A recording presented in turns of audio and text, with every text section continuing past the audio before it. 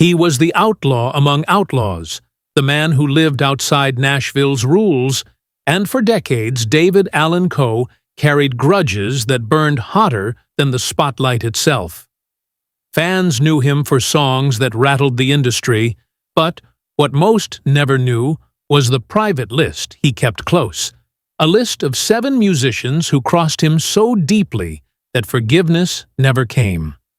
Now, at 85, after years of silence, Coe finally spoke, naming names that stunned the country music world. Some were rivals, some were former friends, and others were icons the public believed he admired. But behind closed doors, his feelings were brutal, bitter, and unfiltered. These weren't passing disagreements or rivalries.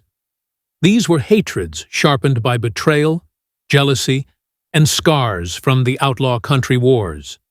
And when Coe finally revealed them, no one was spared. Allan Coe's story in Nashville was never one of easy welcomes or open arms. From the moment he stepped onto Music Row, he was branded as an outsider, a man too raw, too dangerous, too unpredictable for the polished image country executives wanted to sell.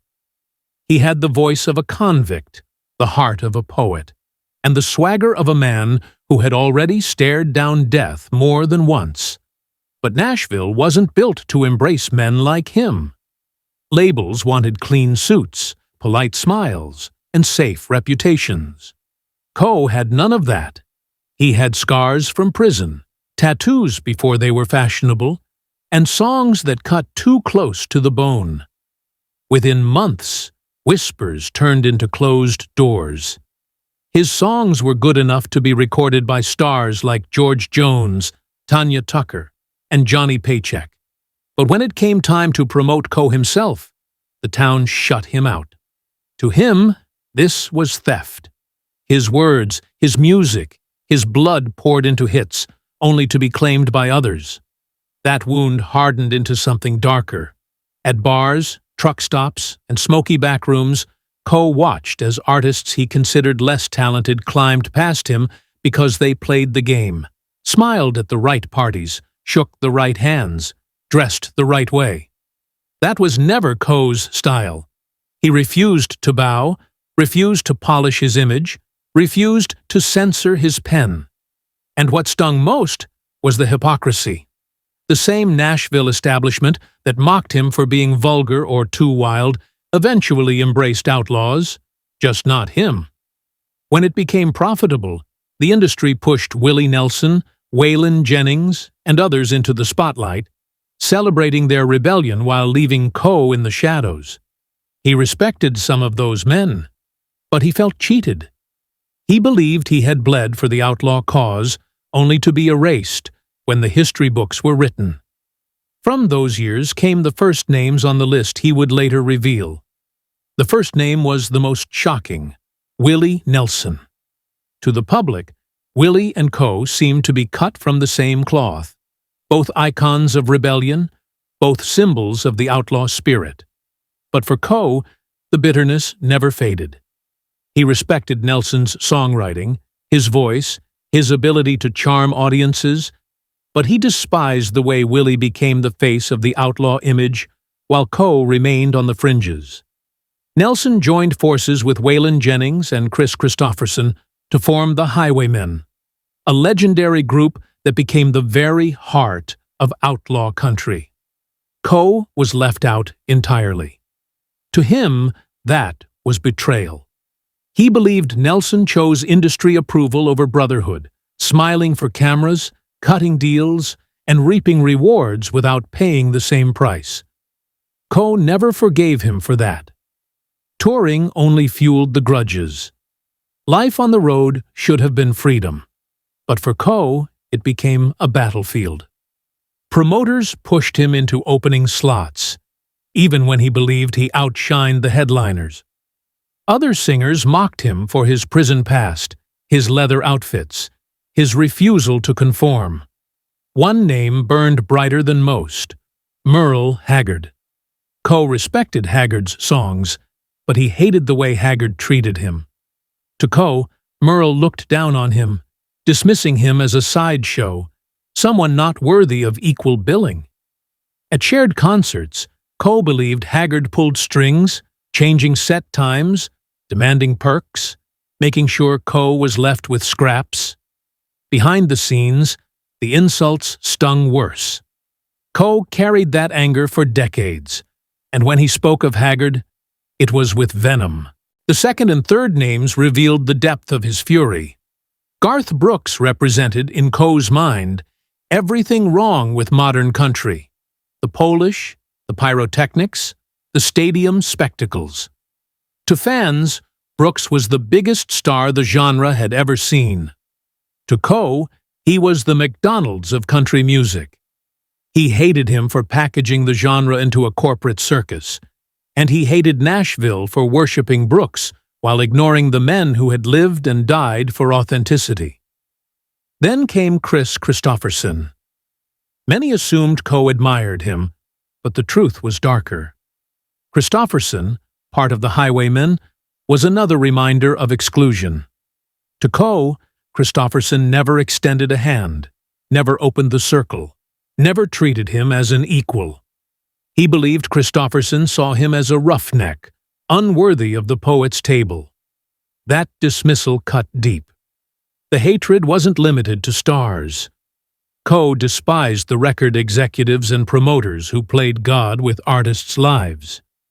He believed they used him, taking his songs for safer singers, gutting his albums, cutting his set times, lying to his face, stabbing him in the back. Worse still were the musicians who pretended to be his brothers in rebellion, but whispered against him behind closed doors, warning executives that he was too wild, too dangerous, too risky. He carried those betrayals like scars, and they made their way into his final confessions. The fourth, fifth, and sixth names showed how far his bitterness reached. George Jones was once a collaborator, even a friend. Jones recorded Coe's songs, turning them into hits, but Coe believed the respect was never returned. He accused Jones of mocking him behind the scenes, laughing at him with other artists. To Coe, that was unforgivable. Hank Williams Jr. was another target. To fans, Bocephus was the living torchbearer of the outlaw image. To Coe, he was a poser, someone born into a legacy, wearing rebellion like a costume, without paying the same price. He despised Hank Jr. for making millions off an image Coe believed he had lived more authentically. Then came Johnny Cash.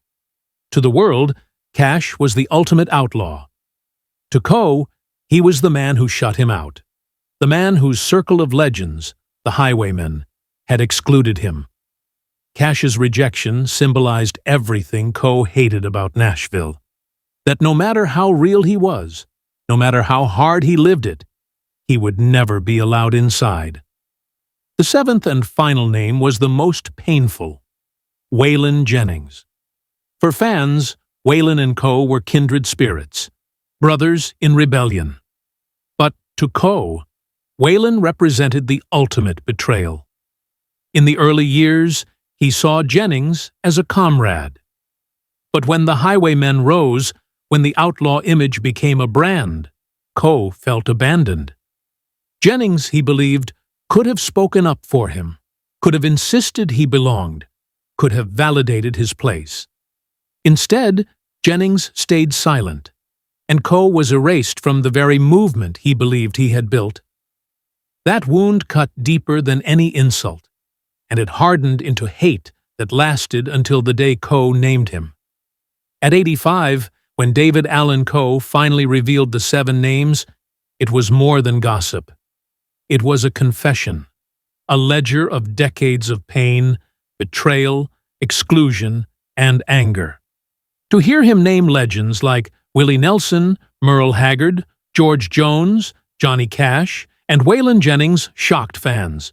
But to Coe, it was simply truth. His truth. The outlaw movement, often romanticized as a brotherhood, was in reality fractured by jealousy, betrayal, and scars that never healed. He had always been the man just outside the circle, the outlaw who refused to smile, who refused to bow, who refused to rewrite his story for anyone. Even his hate became part of his legacy, because to him it wasn't pettiness, it was survival, carved from wounds the industry never allowed to close. When the story of David Allan Coe is told, it will be remembered not just for the songs, the anthems, and the controversies, but for the fire that never burned out. Even in his twilight years, he refused to soften, refused to forgive, refused to hide his truth. That was his final act of rebellion. Not sung with a guitar, but spoken with a trembling voice, naming the men he hated most, daring the world to judge him, and walking away knowing he never bowed. Not once.